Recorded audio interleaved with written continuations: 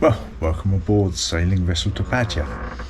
She's a boat that I built myself over a period of some 6 years, and as of mid-April of this year, 2024, I've been sailing her and living aboard full-time. I've now logged over 2,000 nautical miles in her, which is some 4,000 kilometres or a bit more than, and I feel I'm getting to know her quite well. A few weeks ago, I think it was 3 weeks ago, I did a review of the boat. So she's a Benford design sailing dory, built in plywood, basically 32 feet long.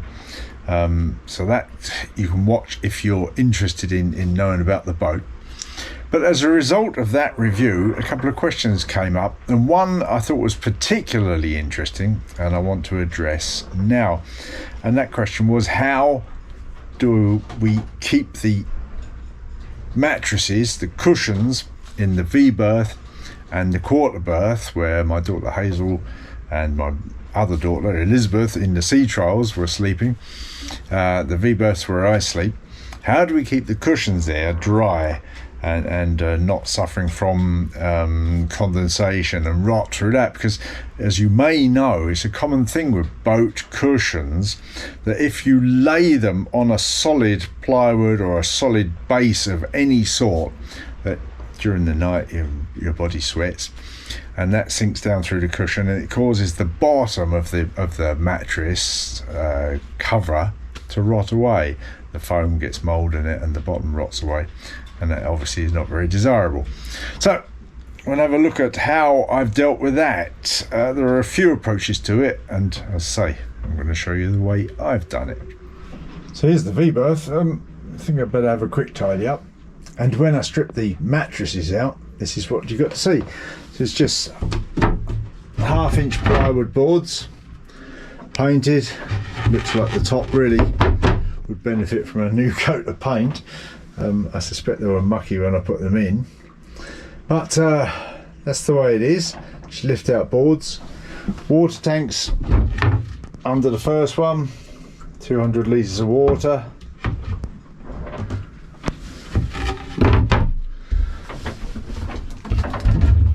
some storage, sewing machine under here,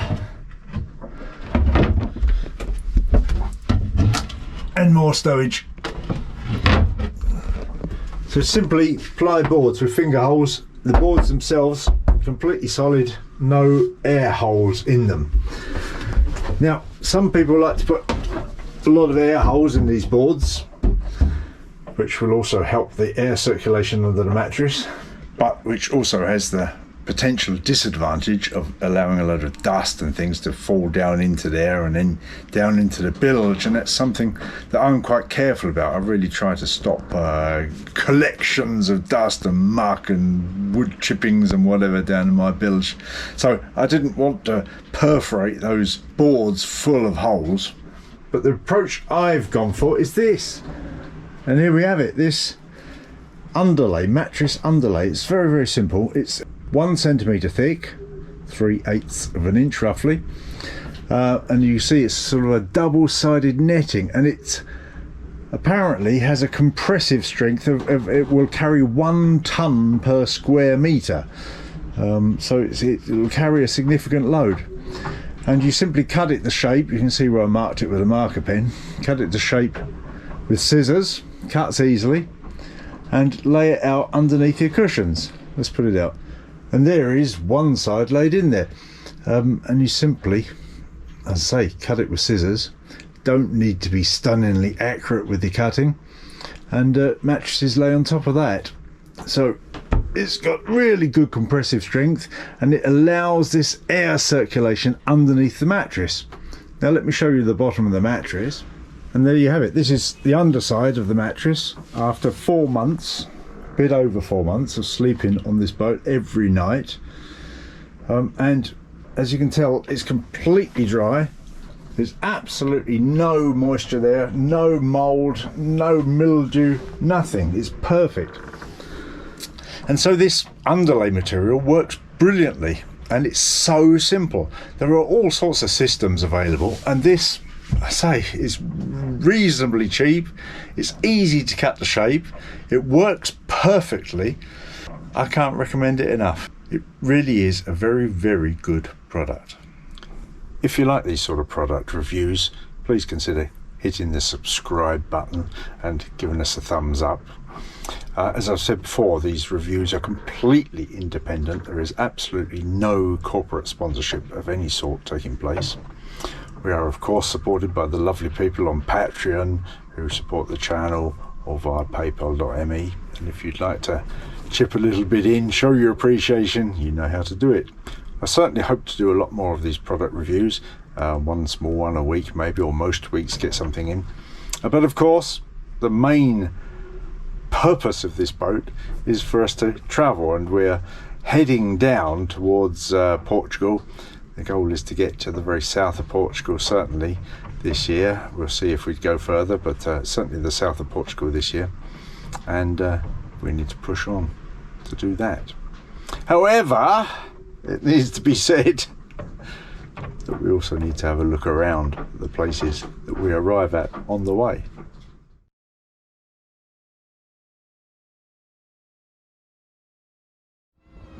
They talk about champagne sailing, it doesn't get better than this. Mussel farms. It's like something out of Waterworld.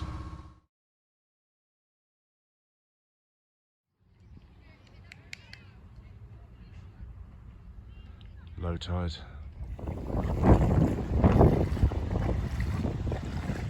The hike, eh? Yeah. Got the app out, see where we're going. Yep. That way and sort of Okay. our direction there. Alright, lead the way then.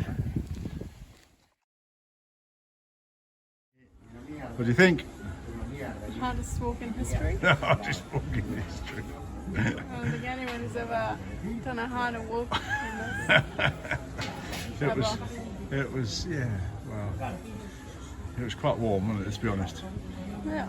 The saying Mad Dogs and Englishmen sprung to mind, as to be said.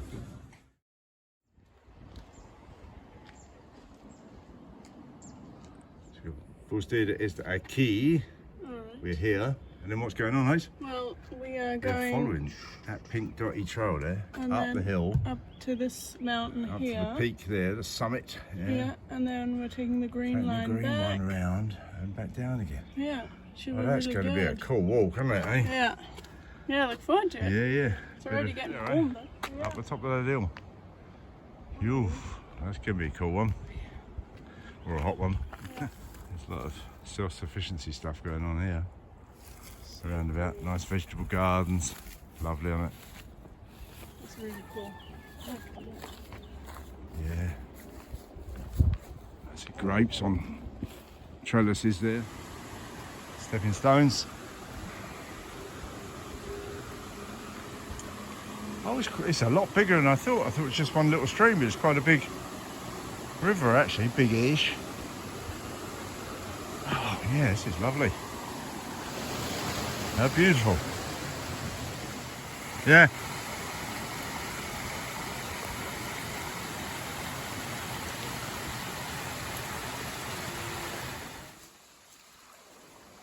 Lots of eucalyptus around about all over Galicia, which obviously isn't native, but very useful wood.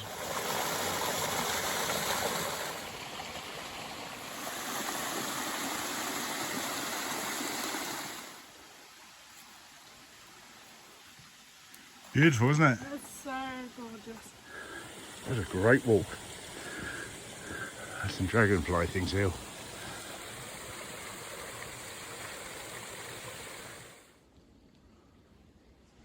There's the peak. Just gotta get up there.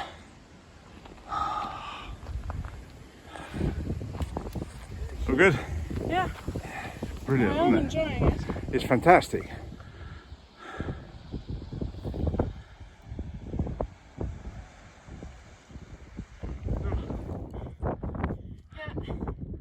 The summit. Just the Atlantic Ocean out there. You're going down there soon, past those islands out there, past that headland.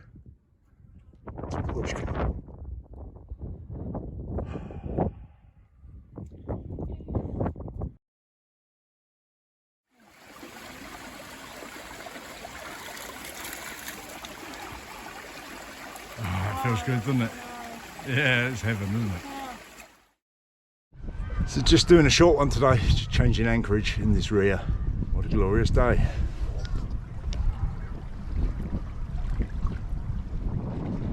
Wing on wing action.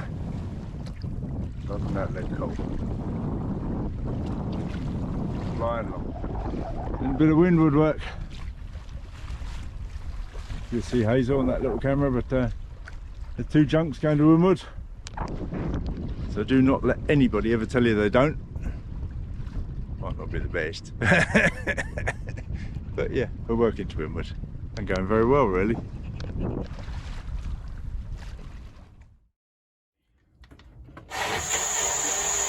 What's going on, Hazel? Making daiquiris, or as I like to call them, daiquiris. Dactaris, as I call them. What's in our dactari, Hazel? If you look over there, half a Mango. half a Lime. some apple Juice, that will get some people shocked. some Quality rum. yeah, And €5. some of the finest Don Simon lemon juice. It's amazing. It is and excellent. a little bit of water. A little bit of water. Mango dactari. Yeah. Yum yum. So here we go. We even got the quality cups out. Yeah, The quality. every good sir drinks from a mug. Yeah, especially one with a broken handle. Yeah, oh, you can have the one with a full Oh, handle. look at that. That looks good, doesn't it? Oh, nice small measure. That's I good. don't have an umbrella, sadly. Oh no. What are we going to do if it rains? Oh, there you I could go, cut right. off a lime wedge. Ooh, that would be really good. Oh, you're getting a bit fancy now. Well, we fancy geezers. Lovely. Hey, mango dactari. Oh, look at that. You can have that one.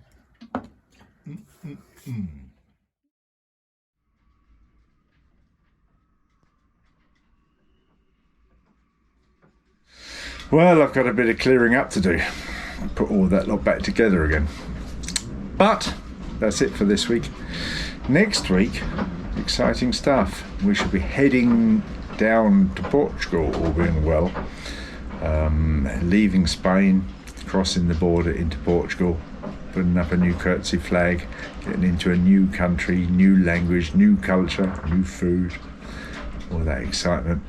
And of course, the Atlantic coast of Portugal is no simple sailing. It's a lee shore with the whole Atlantic coming across that way into it. We should have to be careful, pick our weather carefully.